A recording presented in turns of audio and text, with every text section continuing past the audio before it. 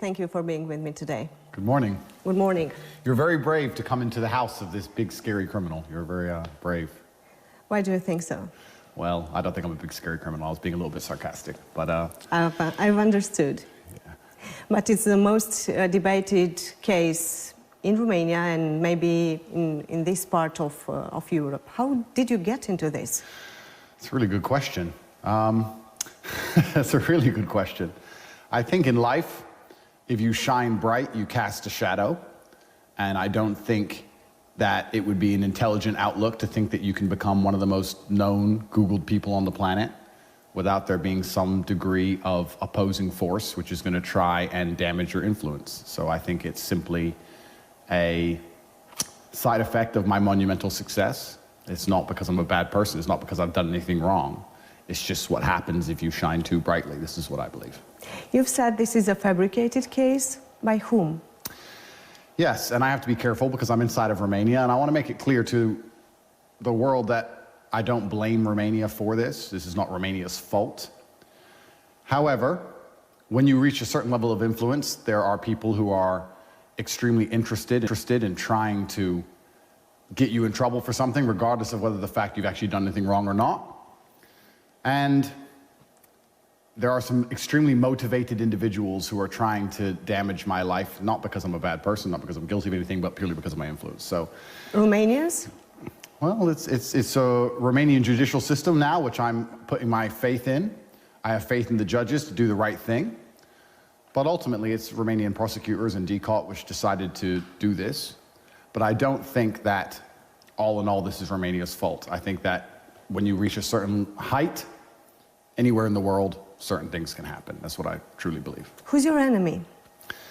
I don't know if I have enemies. I don't think it works that way. I think you just become, and it's not only me, I'm not the only person in the world who's ever gone through this. I don't think it's about enemies. I think it's about you become a target for very ambitious people. And it can work from the legal side and the criminal side of the world. If I'm an extremely wealthy, well-known person, I'm a target for a mafia gang or a robbery gang or criminals. And you can also be a target for a prosecutor or someone else trying to make a career. So that's what happens when you become very large and you become very successful. I'm not the only person who suffered from this. I don't blame Romania for it. I have faith in the Romanian judicial system. I have faith in the judges to understand what's really happened and it all to be thrown away. I know what I've done and what I haven't done. God knows what I've done and what I haven't done. So I don't really think of it as enemies. I don't think these people are my enemies. I think you just become a large target at a certain level of influence, and that's the way the world works. It'd be very asinine and pretty childish for me to sit and think, I want to be extremely successful, and I want to have all these amazing things in my life, and I want to work very hard and everybody to know my name, and that's going to come with absolutely zero downside. I think that would be a pretty immature way to view the world. I think that there's balance, there's yin and yang, and there's a bunch of positives from fame and influence, and there's some negatives, and we've experienced some negatives, and all you can do is tell the truth and wait for the justice system to do its job. It was your choice to come to Romania. Correct. Why? I love Romania, and I love Romanian people, and I think that the Western world now is suffering massively and is in decline. And I think it's because they've adopted newthink and woke ideologies which are destroying everything which is fundamental about the fabric of society. I think that families are destroyed. I think that the education system is teaching children things they shouldn't know. I think that society is getting more dangerous. Crime rate's increasing. Price of living is increasing. I think that the Western world is suffering massively. And what I loved about Romania when I came here 7 years ago is that it's quite traditionally conservative-minded. A lot of the woke insanity you'll see in America won't fly here, won't be accepted here. And I hope they stay that way. I hope Romania protects itself and protects its ideologies and stays a Christian country and makes sure that this new think, poisonous agenda is not widely adopted. We'll see as things happen over time. But I loved Romania. I think it's a beautiful country. It's got beautiful nature. It's safe. It's a very safe place. I feel safe here. And I have nothing bad to say about it. The people have always been very friendly to me, very nice to me. I've never had any problems from Romania or with Romania ever. So I came here to visit and I just loved it. And I love the old-fashioned ideology of people. I kind of liked that about the world because I think in America now we have this new way of thinking and it's genuinely insanity. I think people are on the borderline of insanity. I've seen some statements made by you during time regarding Romania. Yeah. Have you thought back then, when deciding to come to Romania, that is maybe easier to rule here the world? Not at all. I mean, I made some statements, but I think a lot of them were taken out of context because I made very many long television shows. Sure. And it's been cut down to something small. It's normal. It's normal, yeah. And I talked about at length how I believe America is the most corrupt country in the world. And I believe that they start all the world's wars. And I believe that they're genuinely destructive. And anybody who understands what's happening right now in Ukraine understands how involved America is, or understands what's happening in Nigeria, understands how involved America is. And if you actually understand history and you analyze the world, you'll see every single conflict anywhere on the planet where anybody has ever died, ever, America's been involved. So I was talking about this at length, and somebody said to me, but you say America's corrupt, you live in Romania. Romania's corrupt. And I said, yeah, well, maybe Romania's corrupt for small things, but we're not starting wars all around the world. But then they cut that piece and say, yeah, he said Romania's corrupt, and they try and show the judge and try and keep me in jail with it. And it's very disingenuous. And that's the thing about the whole legal process, is that when people are trying to put you in jail, they have no interest in playing fair. They're very disingenuous, and they try very hard to convince the populace and convince the world and convince a judge that you're a bad person by taking very small clips of things you've said and editing them all together and putting this big file together. But the truth is, Romanian news for a solid month, head to toe, was coverage of me and my brother saying we're bad people. It was my money gorilla on repeat over and over again. And here we are 6 or 7 months later. There are no videos of victims, no evidence of anything, no girls coming forward saying we've hurt them, zero. In fact, the only girls they found are girls saying we're not victims, we don't want to be victims, DCAUT, remove us from the victim file. So I think over time, people are starting to realize, as the sensationalism dies down, that if we had done these heinous crimes, if we had done these bad things, there would be some evidence of it, and there's none. Yeah, till the final proof, you're innocent. Well, I'd like to believe that, and I'd like for people at home to believe that, and I think people now do. Do you consider that in the public, that the general public thinks that you are not actually? Yeah, 99%. The image that was created around you? Yeah, I think that you've created? 99% of people believe I'm innocent. I think everybody thinking believes I'm innocent. I think everybody thinking believes I'm innocent. The sensationalism at the beginning, which was purported by the media, was an attempt to slander our name, and it was also an attempt to find some disgruntled person who disliked us from the past to join this case, which didn't happen.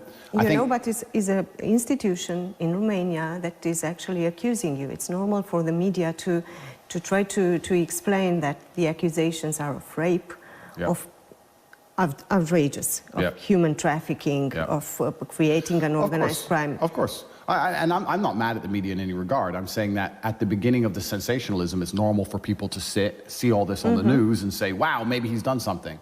But as time goes on and as there's no proof and as nothing comes out, people start to learn and realize that, okay, this was a media frenzy, as there should be, because it's an interesting case, right? Interesting case. Andrew, an American in Romania, is doing all these bad things. But I think most people know that we're completely innocent now, and I have faith in the judicial system to throw this away eventually. And you say innocent until proven guilty, which is why I said that's an interesting point, because... That's a normal point. Well, it's normal in democracies, and I must show respect to Romania, and I want to make this point clear. I think that the Romanian judicial system actually, in many ways, does a very good job because Romania is so safe. I walk around with $1 million watch driving a $5 million car, and I don't have to worry too much about people with AK-47s turning up and robbing me. Whereas in London, I would have genuine concerns for my safety. I wouldn't be able to wear expensive watches or drive fast cars because London is now so dangerous that you have to hide all of your wealth. But the reason for that is because the British justice system truly believes in innocent until proven guilty, so you're judged in absolute freedom. And in Romania, you're not. My brother and I spent 92 days in jail, 6 months on house arrest, all of our money taken, all of our things frozen, all of our cars gone. To say innocent until proven guilty, well, we've already been very severely punished, and we're continuing to be severely punished. Now I can't leave Bucharest, okay. So I'm still being punished. So in the Romanian system, it's not truly innocent until proven guilty because the process is a punishment. and we're going through this process being heavily punished, and at the end, by the time we're proven innocent, okay, fine. We've already done jail time, we've already been on house arrest, we've already lost all our money, we've already lost all our cars, we've already lost everything. So it's different, but, and this is the thing where you have to be an extremely logical person, I then analyze and say, okay, well, in England, they won't do that. In England, you are truly innocent until guilty, but then you have to fear the criminals on the streets. So it's almost like a balance, right? Do you want to fear the law or fear the criminals? And if I had to be honest, I actually respect Romania for keeping the streets so safe. I think it would be immature for me to live here for so many years and enjoy the safety and then complain about how the judicial system preserves the safety of society. So I guess you just have to take the rough with the smooth. I guess that's how it goes. We were discussing about the accusations, Yeah. rape, Yeah. human trafficking, Yeah. organizing a crime group. Exactly. I have to look into your eyes and ask you, have you ever raped someone? I have no need to rape anybody. And that's the thing that I think is pretty pertinently clear to the people at home. The rape was actually thrown out very early. I think it was in my first 30 days it was thrown out because there's no evidence at all of it. It's just an accusation. So the rape was already thrown out. I have no need to rape anybody. I have no desire to rape anybody. And another thing I've actually realized through this whole process, I don't know of many Romanians, I don't think this is a phenomenon that happens so often in Romania, but in America, England, and these countries, rich, successful men being falsely accused of rape happens every day.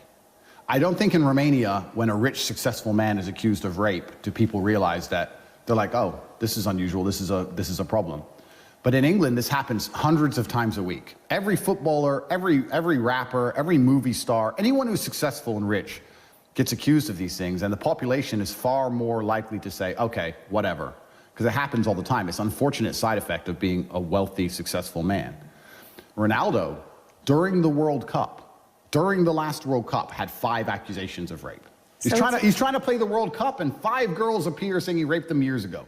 It's just unfortunate, and it's something that happens. So it's only about money, Andrew? It's only about money? I don't think it's only about money, but when you're a very successful man and you're financially successful, and a woman can't get the money from you she wants, it's very likely, or it's very common, unfortunately, in the West, for them to then accuse you of rape, or to say, well, at the time I wanted to be with him and I loved him and we had consensual sex, but now that he won't buy me handbags, I have now decided I didn't want to be with him, and now it's rape. Was this your case? Yeah, absolutely.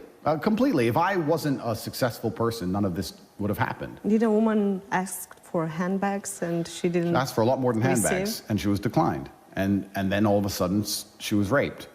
And it's scary, because in the Western world now, as a man, it's very difficult to protect yourself. Like, it's very scary if you're a man and a woman decides she wants to go on this vengeance path. How do you protect yourself? I mean, at the time, everything's consensual. At the time, you're a couple. At the time, everything is perfect. And then retrospectively, she changes her mind in an attempt to destroy your life. Like I said, we can look now. There was a very famous footballer in England who recently just got released non-guilty. Johnny Depp and Amber Heard. Like, this is a big thing that happens all the time. And I think in Romania, it hasn't quite started to happen yet, thank God. But that makes a judge more concerned. A judge is like, wow, okay, a rape accusation, let's look at this. Whereas if the judge was seeing 100 fake rape accusations a week, they'd be far quicker to say, okay, there's no evidence, dismiss. So I guess... What about human trafficking? Yeah, human trafficking for TikTok.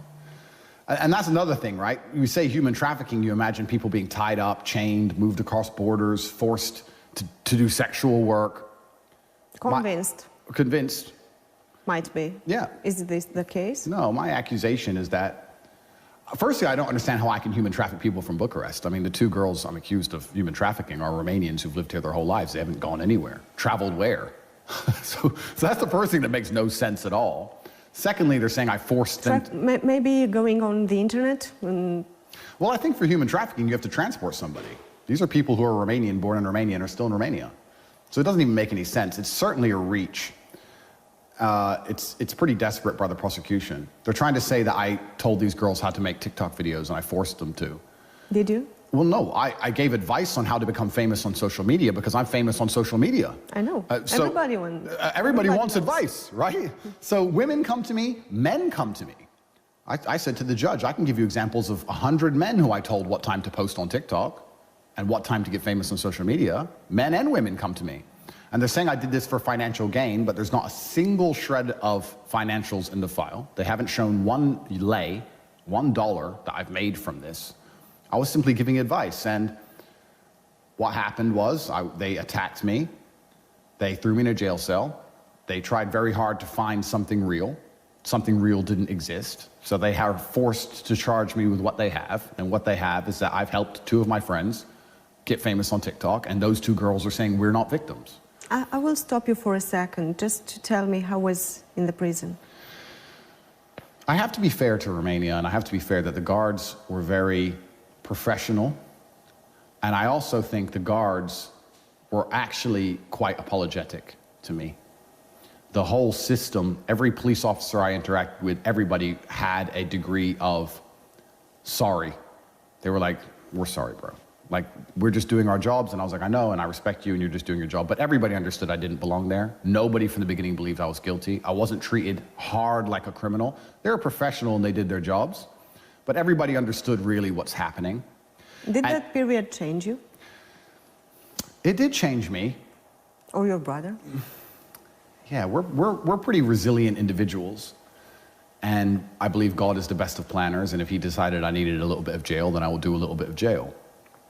And if he decides I need more, then I guess there's not much I can do about it. I'm not going to run away from this. I'm here to clear my name. I'm going to go through the entire process. I do think you learn a lot about yourself and a lot about other people, certainly. But there's not things you don't already know. It just confirms some things that you knew and you needed to be reminded of. Maybe a little bit of jail is good for a man. I'm not sure. I think men are designed to struggle. We're designed to go through hardship. I think life as a man is all about having bad things happen to you and get good at dealing with those bad things. And for a while, I had a pretty good life. You know, I had a very difficult upbringing, a very hard life, and then I had this 2 or 3 year period of lots of money and flying around in private jets, and everything was going pretty good. And from that to jail. To handcuffs first. Absolutely. And that's... Did that scare you in that very moment? I don't operate in the realm of fear. It didn't scare me. It was... You don't have any fears? No, it's not. I don't operate in that realm. I don't think fear is a healthy attitude for me to have in those situations. I think that there's yin and yang in the universe. There's light and dark, and God decided to give me a test, and it's very difficult for me to sit on the internet and say that I am top G and talk all these things about mental resilience and talk about men's mental health and helping men and talk about how strong my mind is and God not test me. God said, okay, you've told the world how strong your mind is. Let's see how strong your mind is, and let's put you in jail. The scariest thing about going to jail is you don't know how long you're there. I mean, it was very scary for me. I think my experience is more scary than the typical Romanians because I'm going to a jail in a country where I don't speak the language. I'm getting paperwork I don't understand. I don't know why I'm there. It's 2 weeks because I got arrested on New Year's Eve and there was time with translations and time off and people were busy. It was 2 weeks before I even got my accusation in English, before I realized what complete garbage it was. So I'm initially just thrown in jail and they're saying, human trafficking. I'm like, human trafficking who? When? What? What is this? This is garbage. And they're like, oh, you have to wait for the papers. 2 weeks later, I read them, realize this is completely insane. And then each 30 days, I keep getting sent back. I didn't understand how and why that was happening. So it's scary. Am I going to be here forever? Am I going to be here for years? What's going on? But all you can do is take it day at a time, and it's important that you have, as a man, a strong body so other people don't pick on you, and a strong mind so you don't pick on yourself. And I'm fortunate to have those two things. And I also have my brother, who I love very much. And we shook hands and said, it doesn't matter if we're here for 10 years or 10 more days. It doesn't matter. We're a team. And we're going to handle this like men. And we never for a second considered doing anything crazy or running away or getting mad at Romania or being children. It's just part of life, unfortunately, and you have to go through it. How much money do you have? Officially, DCOT have everything. I'm poor. Are you the richest man in Romania, as it is said? I don't know. I know that. But you know how much money do you have? For me, it's simple. I'm just checking my accounts and see exactly how much money I have. Well, that's the thing that's interesting, right? Because they say, there's a saying in English, if you know what you have, then you don't have much. That's what they say. Because at certain levels, at certain echelons of income and finance, you don't know what you have. Let's imagine I have property. I don't know exactly what it's valued now. I have shares in companies. I haven't checked the value. I have crypto. I don't know how much that's worth. I have cash. Do you still have crypto? They've seized. Of course not. No. Explain to me, please. I don't know too much about cryptos, but it's kind of difficult to seize some cryptos, Well, right? Decalt have taken some. I'm sorry, all. How? Because it was on an exchange, so they took it. So Decalt has seized about 15 million euro, I think, from me, and that's their prerogative. I mean, from my understanding, the legal precedent is that when they take your money, the reason they take your money is because they've proved you've made illegal money. In my file, there's no transactions of any money. So they've taken 15 million euro, and they said I made that criminally, but they have not shown where one lei was made criminally. So I believe I should get all my things back. I don't understand how they can remain seized. We're going to have to wait and see. But yeah, I'm financially successful. I think that is the male prerogative to become as financially successful as possible. I don't think that being financially successful makes you a bad person. I don't think it makes you I evil. didn't say that, but I yeah. was just curious about how much money do you have? I don't know. If you know exactly, if you know if you're the richest person in Romania, I think Romania has a lot of very rich people who are a lot more quiet than I am. And I am. And they were not in jail. And they were not in jail, that's right. And like I said, when you shine bright, you cast a shadow. And I was very aware for a very long time that I am very open about my wealth and very open about my lifestyle. That comes with some benefits, but that also comes with some detriment. I could have been much quieter, I understand that. And when I do that, when I'm open and loud with my lifestyle, I'm not doing it to try and upset anybody. I'm actually trying to do the opposite. I'm trying to inspire people, because I am now one of the most influential men on the planet, and all the young men of the world are very interested in me and they follow my words. Is it good or is it bad?